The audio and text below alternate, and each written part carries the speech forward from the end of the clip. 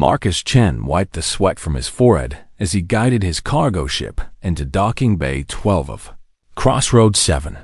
The trading station hung in neutral space, a massive structure of metal and glass where dozens of alien species came to buy, sell, and make deals.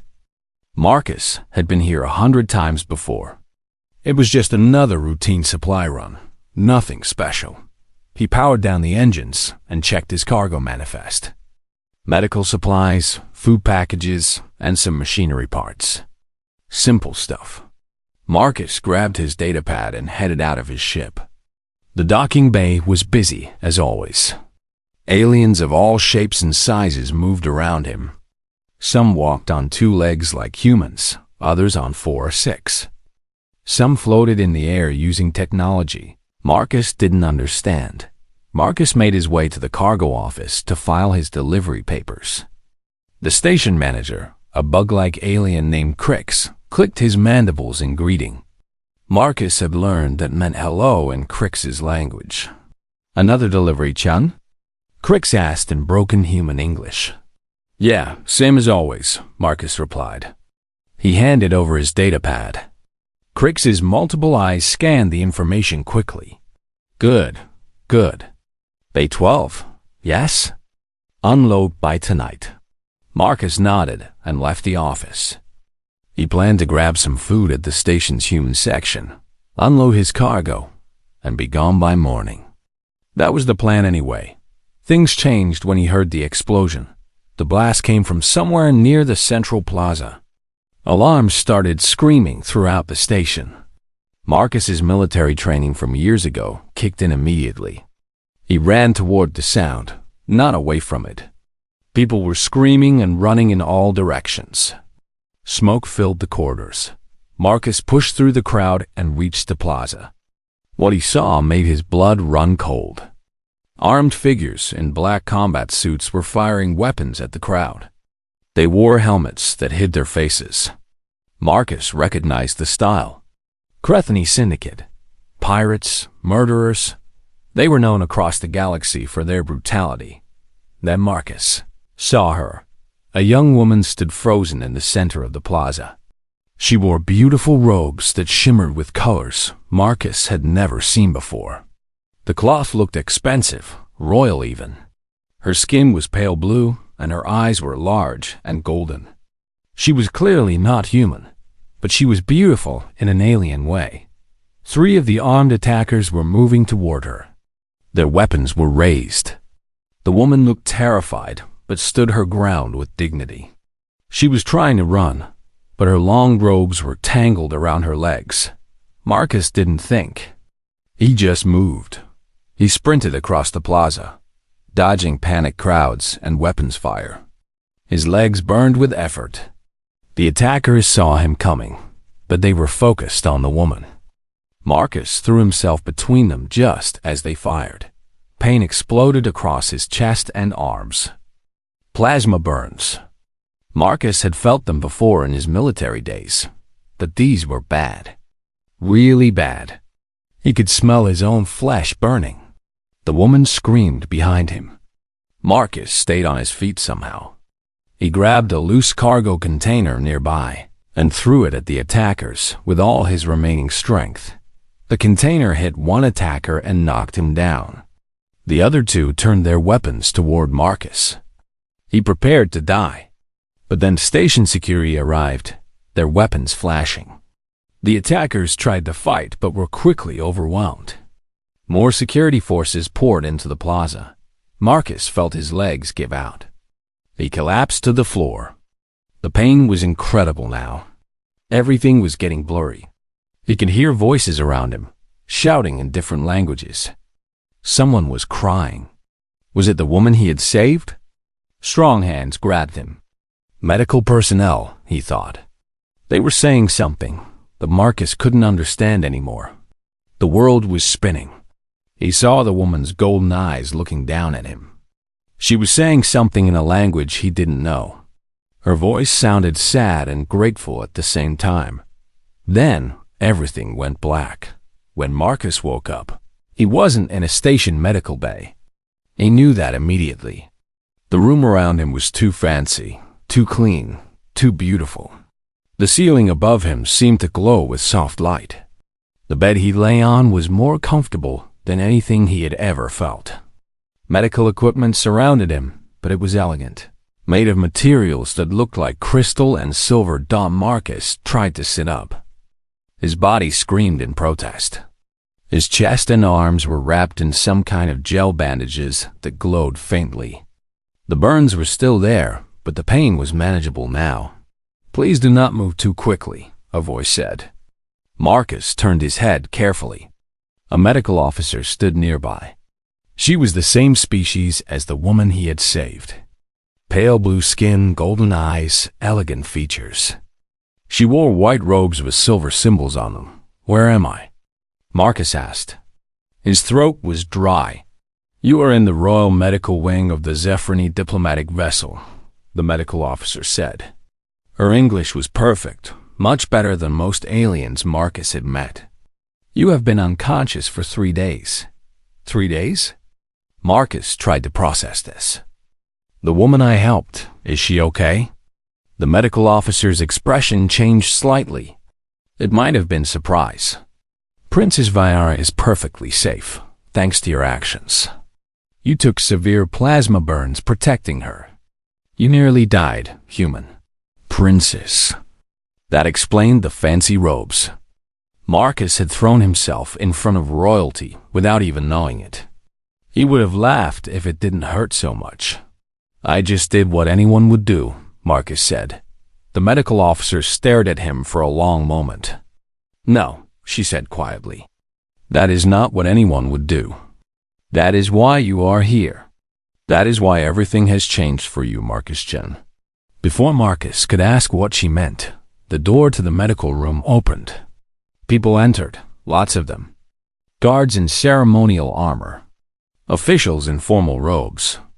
And finally, the woman he had saved. Princess Viara. She looked different now, more regal and composed. But her golden eyes held the same expression he remembered from the plaza. Gratitude mixed with something else. Concern, maybe. Behind her walked another woman, older but with the same blue skin and golden eyes. This woman wore a crown of crystalline material that seemed to float above her head. She radiated power and authority. Marcus knew immediately who she was. The Queen. And from the serious expression on her face, Marcus realized his simple life as a cargo pilot was over. Marcus tried to sit up properly as the Queen entered his room, but the medical officer gently pushed him back down. The Queen raised one elegant hand, and everyone in the room became silent. Even the medical equipment seemed to quiet down. "Marcus-chan of Earth," the Queen said. Her voice was powerful but not harsh. She spoke English perfectly, with an accent that reminded Marcus of old recordings of British royalty. "I am Queen Desara of the Zephyrini Empire. You have saved the life of my daughter, Princess Viara." Marcus didn't know what to say. He had never talked to royalty before, human or alien. "I just did what was right, Your Majesty." The Queen's expression didn't change. "Perhaps to humans, such actions are common. But you should know that you have created what we call Kalsheva, a life debt. This is a sacred bond in Zephyrini culture." Marcus glanced at Princess Viara. She stood quietly beside her mother, her face unreadable. He wished someone would explain what was happening in simpler terms. "I don't understand," Marcus said honestly. Queen Desara moved closer to his bed. "When someone saves a member of the royal family by risking their own life, a debt is created that cannot be easily dismissed. You threw your body between my daughter and weapons designed to kill. You took injuries that would have ended her life. By our laws and traditions, you are now bound to us." The words took a moment to sink in. "Bound? What does that mean?" "It means," the Queen said, "that you will come to our throne world. You will serve as Princess Viara's personal guardian until the debt is considered repaid. This is not a request, Marcus-chan. This is the law." Marcus felt panic rising in his chest. Wait, I can't do that. I have a ship. I have cargo runs scheduled. I'm just a pilot. I'm not a royal guard or anything like that. One of the officials stepped forward. He was an older Zephyrini male with silver markings on his blue skin. The human does not understand our ways, Your Majesty. Perhaps it would be better to simply reward him with money and let him go. Queen Nasara turned to look at the official. Her gaze was cold. Would you suggest I ignore our most sacred traditions, Counselor Meven? Would you have the galaxy think that a human sacrifice means nothing to the Zephyrini throne? The official bowed his head quickly. Of course not, Your Majesty. I merely thought you thought incorrectly. The Queen turned back to Marcus. You may refuse this honor, Marcus Chen, but know that refusing would be seen as an insult to my daughter and to the throne itself. It would create difficulties for your people in galactic politics. Earth is still new to the galactic community. Such an insult would not be forgotten. Marcus felt trapped. He looked at Princess Vayara again. She finally spoke, her voice softer than her mother's. I know this is not what you wanted. I am sorry that saving my life has complicated yours. There was genuine sadness in her voice. Marcus realized that she didn't want this either, not really. But she was trapped by tradition, just like he was. Marcus took a deep breath. How long would I have to serve? Until the debt is repaid, Queen Nasara said. That could be months or years. It depends on many factors, and if I refuse, then you will be free to go, the Queen said. But Earth's diplomatic standing will suffer. Your people have worked hard to gain respect among the galactic species. One human's insult to the Zephyrini Empire could undo much of that work. Marcus closed his eyes. He thought about his simple life, his cargo ship, the freedom of space. Then he thought about all the other humans trying to make their way in this huge galaxy full of aliens. Could he really hurt their chances just because he wanted to keep his old life? I'll do it, Marcus said finally. I'll come to your world and serve as the princess's guardian. Queen Nasara nodded, satisfied. You have made the honorable choice. You will be treated with respect and given everything you need. When you have recovered from your injuries, we will depart for Zephyros. The Queen and her entourage left the room. Only Princess Vayara remained behind for a moment. She approached Marcus's bed carefully. Thank you, she said quietly. I know you did not want this, but I promise I will try to make your service as easy as possible. It's not your fault, Marcus said. He meant it. She hadn't asked to be attacked. She hadn't asked him to save her. We're both stuck in this together, I guess. Something like relief crossed her face. Yes, together. Then she left as well. Marcus spent another week recovering in the medical wing. The Zephyrini medical technology was amazing. His burns healed faster than they would have on any human ship. The medical officers were professional and kind, though they seemed fascinated by his human biology. They kept asking questions about his pain tolerance and healing rate. When Marcus was finally cleared to leave, he was taken to his quarters on the Zephyrini diplomatic ship.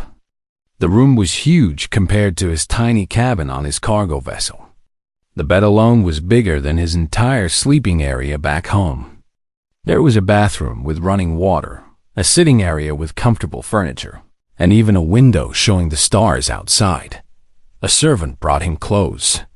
Not his old pilot's jumpsuit, but formal Zephyrini clothing adapted for human proportions.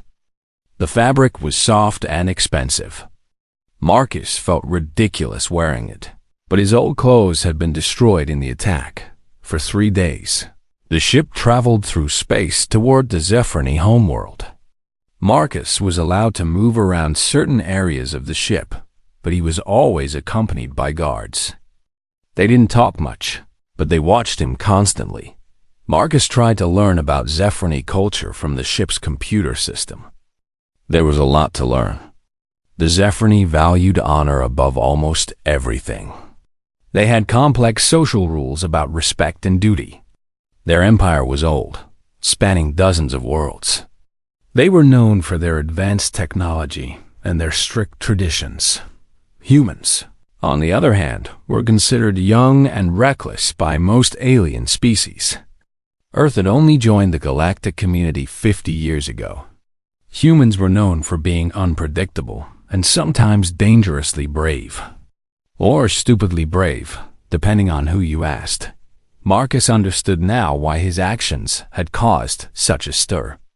He had done something most aliens wouldn't do, throwing himself into danger for a stranger. To the Zephyrini, this was either incredibly honorable or incredibly foolish. Maybe both. On the fourth day, the ship arrived at ZEPH Rostov. Marcus stood at the window in his quarters and stared at the planet below. It was beautiful. The surface was covered in crystalline structures that caught the light of the system's twin suns. Cities spread across the continents, glowing with technology. Massive towers reached toward space. Gardens of alien plants created patterns of color visible even from orbit.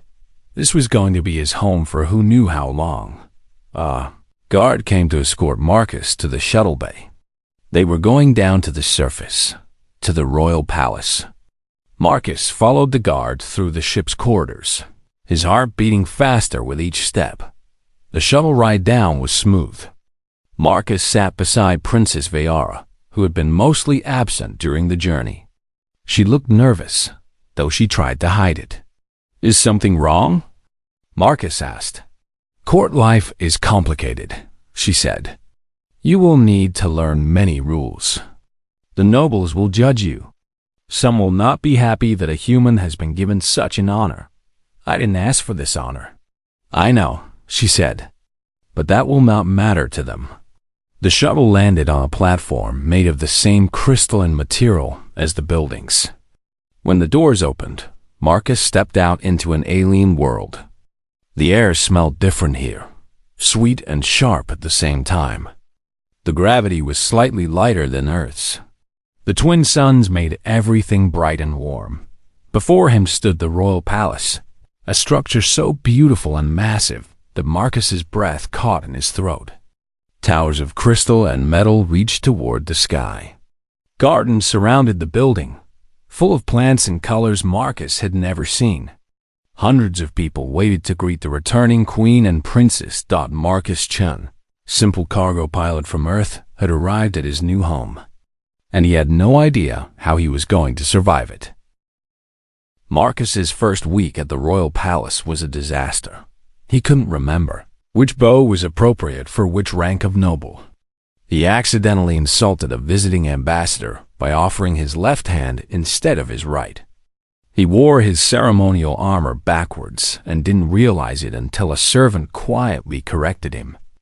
At a formal dinner, he used the wrong utensil for each course and spilled blue wine on the tablecloth. The Zephyrini nobles watched his every mistake with disapproving eyes. Marcus could hear their whispers in the hallways. The human guardian. So clumsy, so ignorant. Why did the queen allow this? Marcus lay in his quarters at night, staring at the ceiling, wondering how long he could endure this. Everything about palace life felt wrong to him. The formality, the rules, the constant judgment. He missed his ship. He missed the simple freedom of space. But every morning, he put on his armor and reported for duty. His official role was to protect Princess Vayara. This meant following her throughout the palace, standing guard during her meetings, and accompanying her to social events. The problem was that Vayara already had professional guards, elite soldiers who had trained their entire lives for this duty. They made it clear that Marcus was unnecessary. Captain Theron, the head of the Royal Guard, was particularly cold toward Marcus. Theron was tall even for a Zephyrini, with scars across his blue skin that spoke of many battles. "You should be training with the other guards," Theron told Marcus one morning. "You cannot protect the princess if you do not know how to fight properly." "I know how to fight," Marcus said. He had military training from his time in Earth's colonial defense forces. Theron's expression was skeptical. Human fighting techniques are primitive. Here, we will teach you properly. The training yard was behind the palace, a large space with various weapons and combat equipment.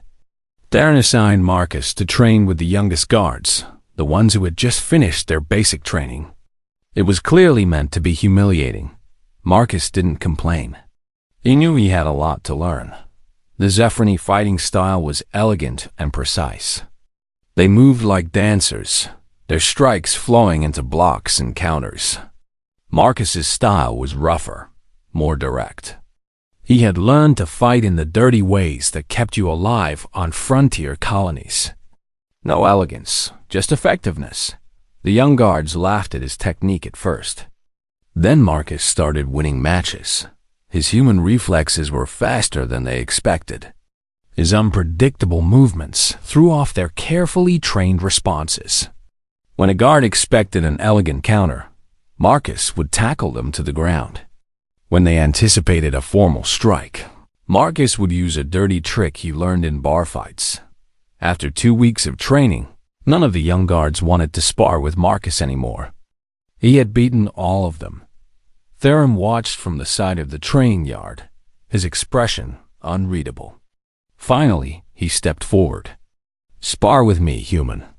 The entire training yard went silent. Guards stopped their practice to watch. This was going to be interesting. Marcus faced Theron, trying to control his breathing. The captain was bigger, stronger, and far more experienced. But Marcus had learned something important over the past weeks. The Zephrony were better fighters technically, but they always fought with honor and rules. Marcus didn't have to. They began.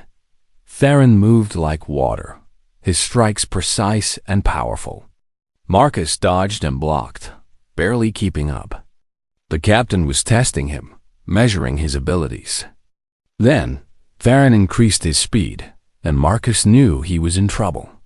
Marcus took several hits that would have ended most fights. His armor absorbed some of the impact. The pain shot through his ribs and arms. He was losing dot, so Marcus changed tactics. Instead of trying to match Theron's elegant style, he went completely defensive. He dodged, rolled, and backed away. He made Theron chase him around the training yard. The watching guards murmured their disapproval. This wasn't honorable fighting. Marcus didn't care about honor. He cared about surviving dot. After several minutes of this, Theron was breathing harder. The captain was older, and all that chasing was tiring him out. Marcus saw his chance. When Theron came in for another strike, Marcus didn't dodge. Instead, he charged straight at the captain, ignoring the incoming blow. The strike hit Marcus in the shoulder, hard.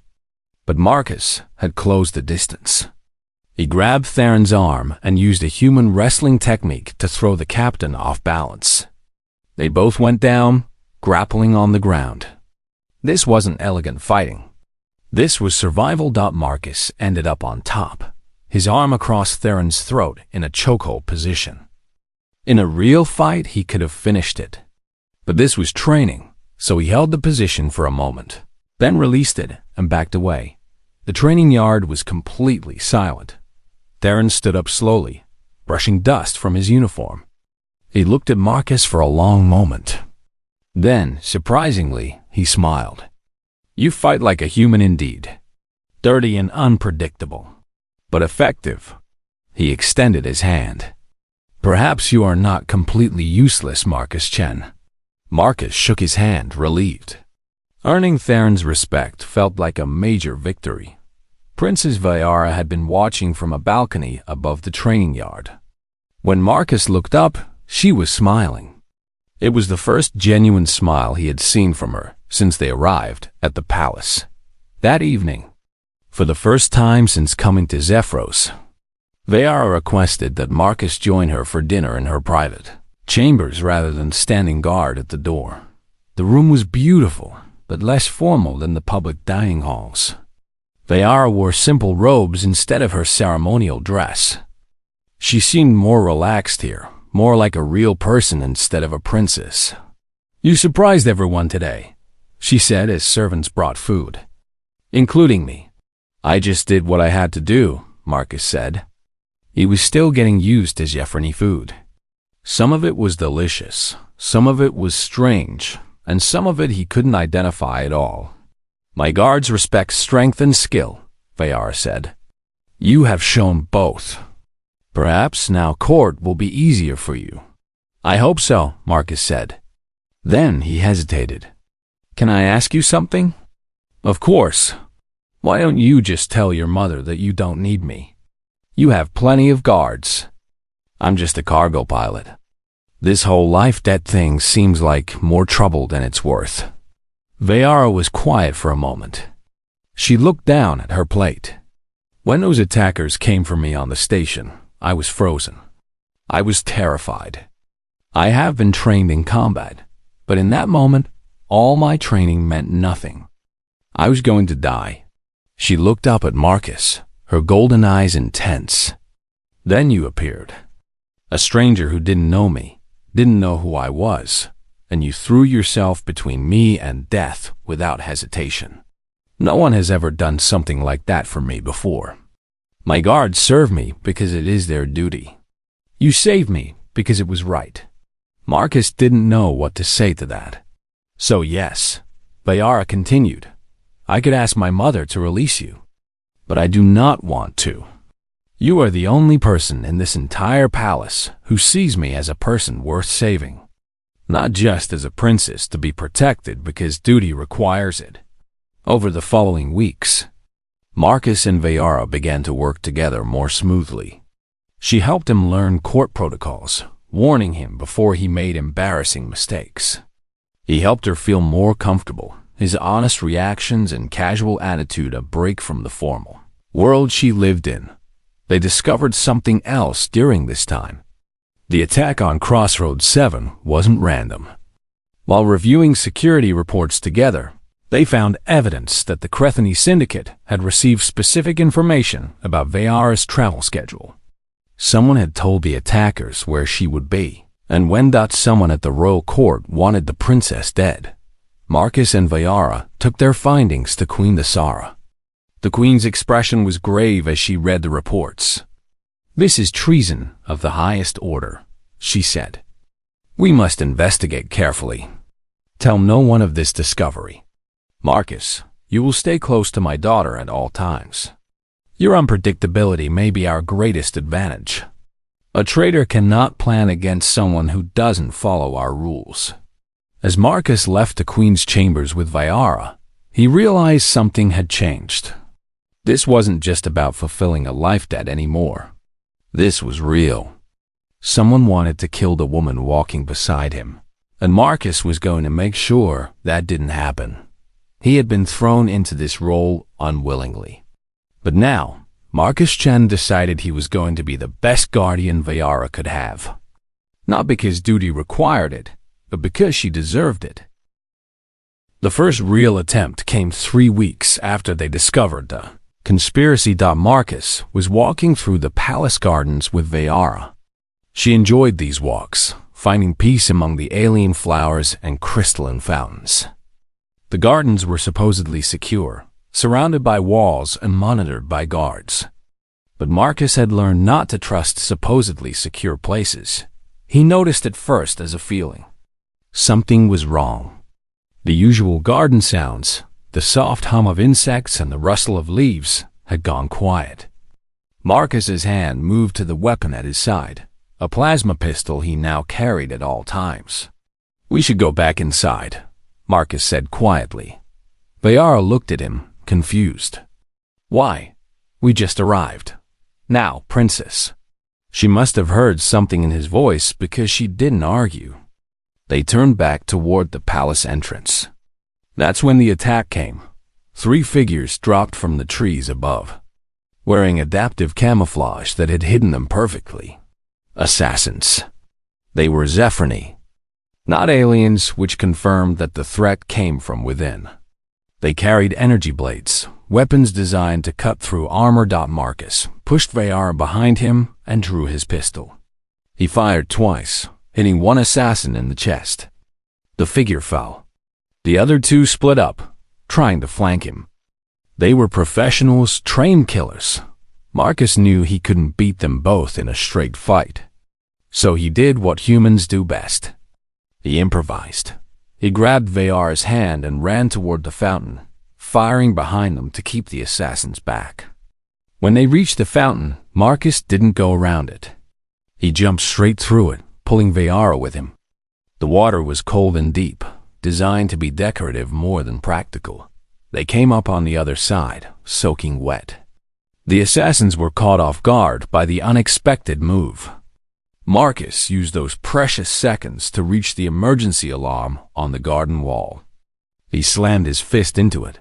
Alarms screamed throughout the palace. The assassins knew they were out of time. They charged at Marcus and Vayara with their blades raised. Marcus fired his pistol until it was empty, hitting one more assassin but not stopping them completely.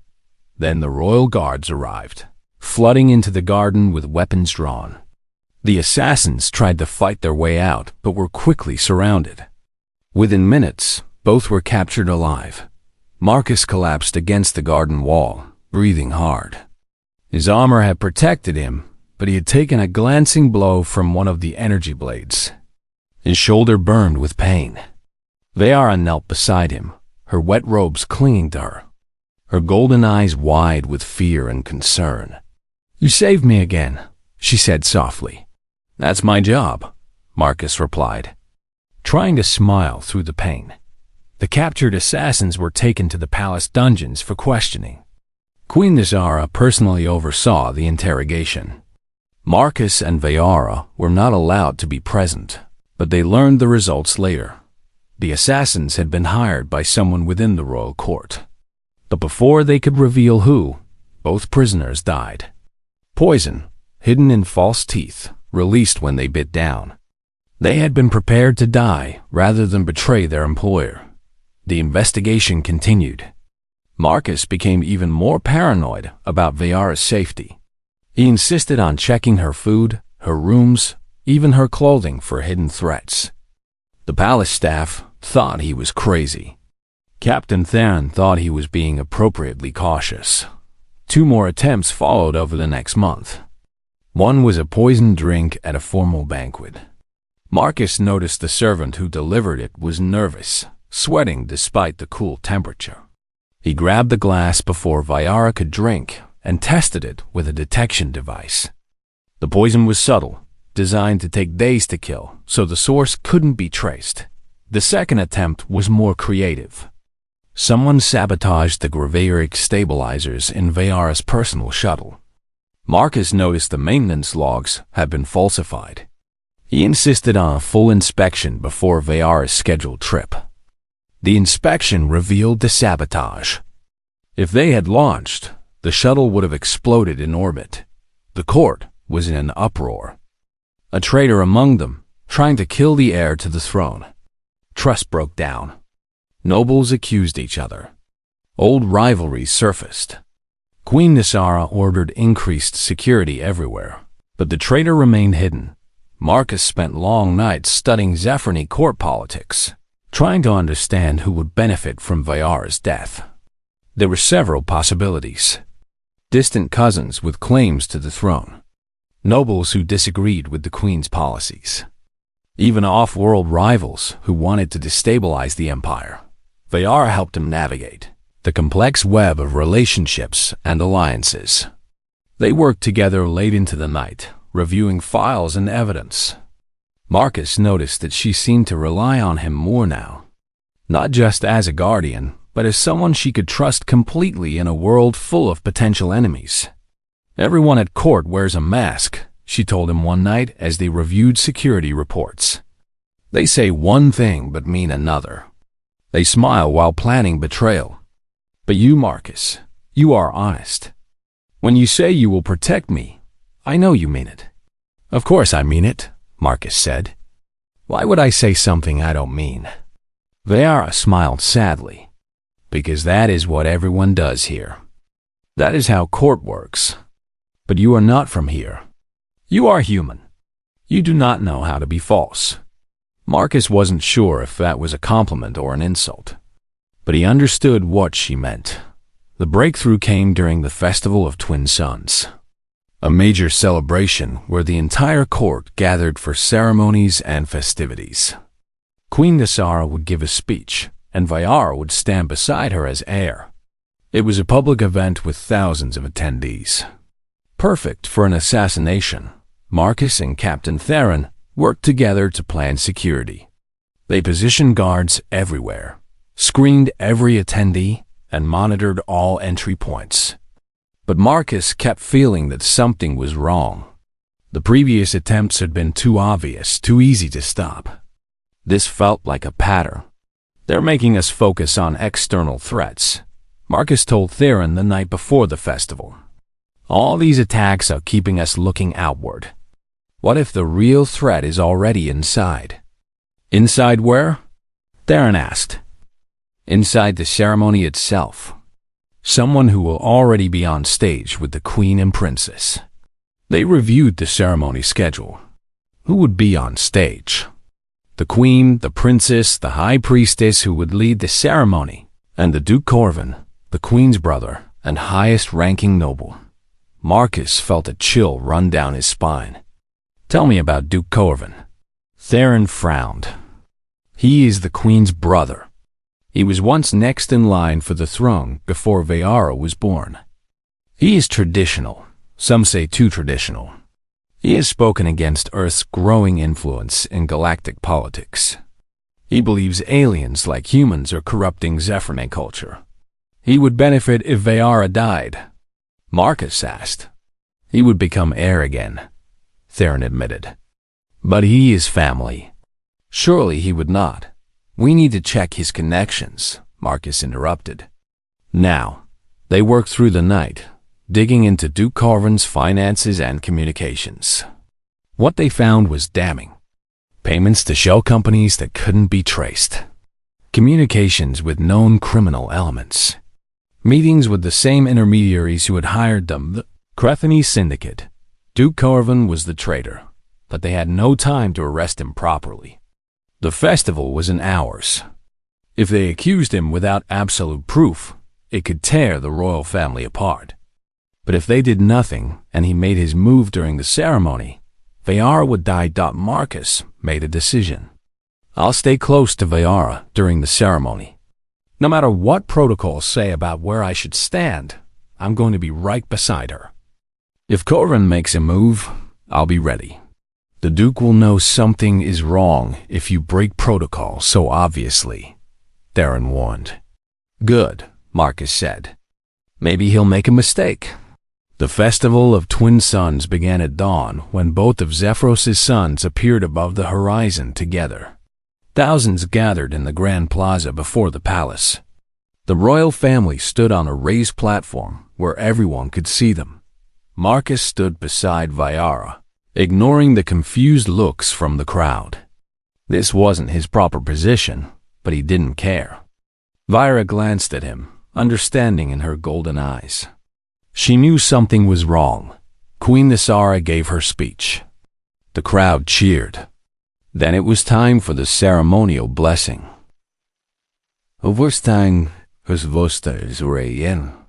It was time for the ceremonial blessing. The High Priestess stepped forward, and Duke Corvin stood beside the Queen. Marcus watched Corvin carefully. The Duke's expression was calm, but his hand kept moving towards something in his robes. Marcus tensed, ready to move.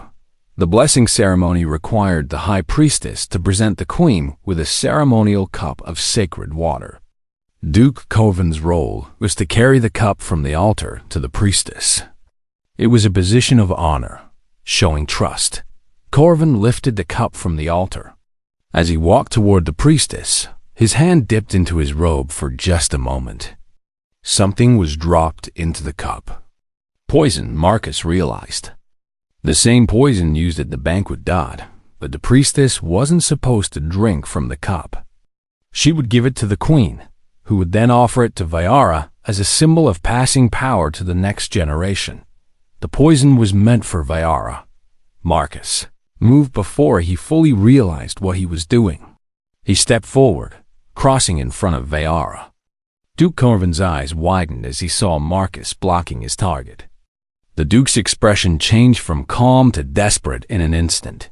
Corvin pulled a hidden weapon from his robes, an energy blade concealed for this moment. He had planned to stab Vayara during the ceremony when everyone was watching the priestess. Marcus threw himself between the blade. Marcus woke in the Royal Medical Wing for the second time since arriving on Zephyros. The familiar smell of medical equipment and the soft glow of the ceiling told him where he was before he even opened his eyes. His side ached, but the pain was manageable. The medical officers had done their work well. He turned his head and saw Vayara sitting in a chair beside his bed. She had fallen asleep sitting up, her hand resting near his on the bed. Dark circles showed under her golden eyes. She looked exhausted. Marcus moved slightly, and Vayara woke immediately. When she saw he was awake, relief flooded her face. "You scared me again," she said softly. "Sorry," Marcus replied. His voice was rough. "How long was I out?" 4 days this time. The blade damaged important organs. The doctor said if you were a Zephyr, you would have died. But human biology is different. More resilient, they said. Marcus tried to sit up. Vayara gently helped him, adjusting pillows behind his back. Her touch was careful, almost tender. "What happened after I passed out?" Marcus asked. "Everything," Vayara said. She stood and walked to the window, looking out at the palace gardens below. Duke Corvin confessed to everything. The attack on Crossroads 7, all the assassination attempts here, everything. He believed that Earth's influence on our empire was destroying our traditional values. He thought if I died, he could take the throne and reverse my mother's policies of cooperation with humans and other species. "That's insane," Marcus said. "Perhaps," Vayara agreed. But he truly believed it. He had followers too, nobles who agreed with his views. They have all been arrested. My mother is being forced to restructure the entire court. It will take months to restore trust and stability. She turned back to face Marcus. "You exposed a conspiracy that went to the highest levels of our government. You saved my life twice. You have done more for the Zephyr throne than any guardian in our history." Marcus didn't know what to say to that. He had just been doing what felt right. A medical officer entered to check Marcus's condition. She ran several scans, made notes on her datapad, and nodded with satisfaction. "You are healing well. Another week, and you should be fully recovered." After the medical officer left, Vayara sat back down beside Marcus. She was quiet for a long moment, as if gathering courage to say something difficult. "My mother has declared that your life debt is fulfilled," she said finally. "You have more than repaid what you owed by saving my life multiple times and uncovering the conspiracy. You are free to leave, Marcus. You can return to Earth, to your ship, to your old life." Marcus should have felt relieved. This was what he had wanted from the beginning, wasn't it? Freedom, his simple life back. But instead, he felt something unexpected. Sadness. "When can I leave?" he asked. Vayara's expression flickered with something like pain, but she hid it quickly. "Whenever you wish. My mother will provide you with a ship, money, and full honors. You will be remembered as a hero of the Zephyr Empire." "That's good," Marcus said. But the words felt hollow. The next few days were strange. Marcus recovered his strength while preparing to leave. The palace staff treated him with respect now, even admiration. Guards who had once looked down on him now saluted when he passed. Captain Theron visited to thank him personally for saving the princess, but Vayara was distant. She came to visit Marcus each day, but stayed only briefly. Their conversations were polite and formal, like they had been when Marcus first arrived. The closeness they had developed while working together was gone. Marcus understood. He was leaving. She was protecting herself from the pain of that.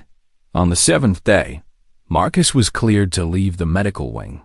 He walked through the palace gardens one last time, remembering the assassination attempt that had happened here. The flowers were beautiful under the light of the twin suns. The fountains sang their crystalline songs. It was peaceful now. He found himself standing where he had jumped through the fountain with Vayara, where he had saved her life again. Marcus realized something in that moment. Somewhere during these months, this alien world had started to feel like home. The palace, the gardens, even the frustrating court protocols. He had gotten used to it all. And Vayara. Vayara had become important to him in ways he hadn't fully recognized until now. That evening, Queen Nazara summoned Marcus to the throne room. He expected a formal goodbye, perhaps a ceremony to mark the end of his service. What he got was something different. The throne room was empty, except for the queen. She sat on her crystalline throne, looking every inch the ruler of a vast empire. But when Marcus approached and bowed as protocol required, she stood and came down to his level.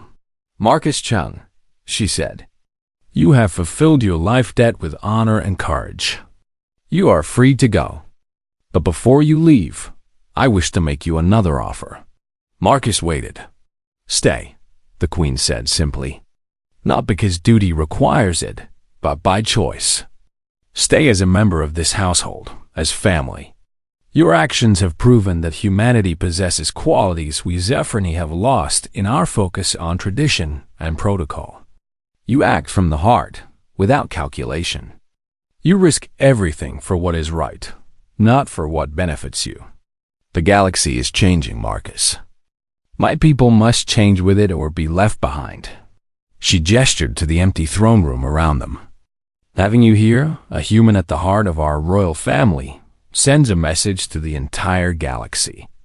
It shows that the Zephyrini Empire is willing to embrace change, to see value in other species, to build bridges instead of walls.